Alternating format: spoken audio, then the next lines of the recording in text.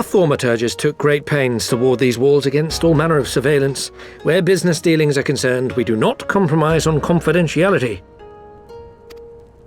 You may avail yourselves of these offices for the duration of your visit. Come and go as you like, and know that you may speak freely here. Your offer is most generous, but I will not enter into any agreement which would leave us beholden to you or your master. A legitimate concern. Allow me to clarify, then. The chairman bids you consider this as an expression of his heartfelt contrition for the bloody banquet and the unpleasantness which followed. Never having been one to put stock in words alone, the chairman deems the provision of material aid to be a more appropriate demonstration of his sincerity. By sheer coincidence, your purpose here also happens to coincide with our own interests. That is, assuming you are come to aid the Doman Liberation Front. How could... I will not bother to offer a denial. You have the right of it. To be specific, we are come in search of our Far Eastern allies, Yugiri and Gosetsu, whom we hope to assist in their fight. The Aori shinobi and the Rugadan samurai? Then you will be pleased to know that they have both come to Kugani.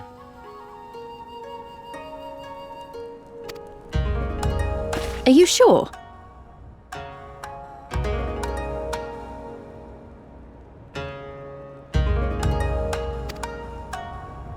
Quite. They came here aboard a company vessel, you see. However, they encountered difficulties securing passage across the Ruby Sea. The Ruby Sea? Sorry, I've never been any good at geography. Forgive me.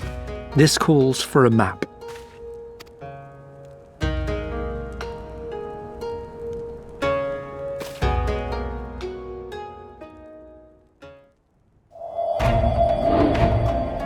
We are here in Kugani, the sole open port of Hingashi, situated on her western coast.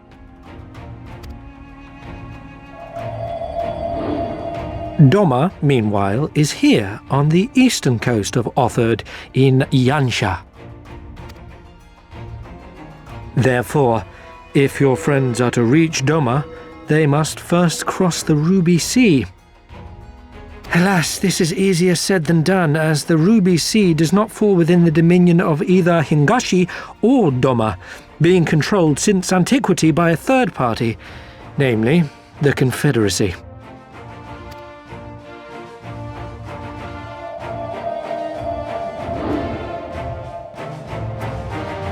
Said maritime collective is known for the consummate skill of its sailors, and for demanding that any vessel entering its waters pay a toll referred to as the Ruby Tithe. In exchange, the Confederacy's vast fleet guarantees the safety of those who travel within its territory. Now, as I'm sure you are aware, Garlemald conquered Doma some 25 years past, at which time the Empire saw no value in controlling the Ruby Sea, and thus did they turn a blind eye to the activities of the Confederacy. The recently appointed acting Imperial Viceroy of Doma had other ideas, however. She has formally condemned the Confederacy and declared that any who recognize their authority shall be branded enemies of the Empire. Bowing to this pressure, Hingashi severed ties with these toll-takers and forbade the payment of the Ruby Tithe, prompting the Confederacy to make it known that any merchants choosing to sail the Ruby Sea would do so at their peril.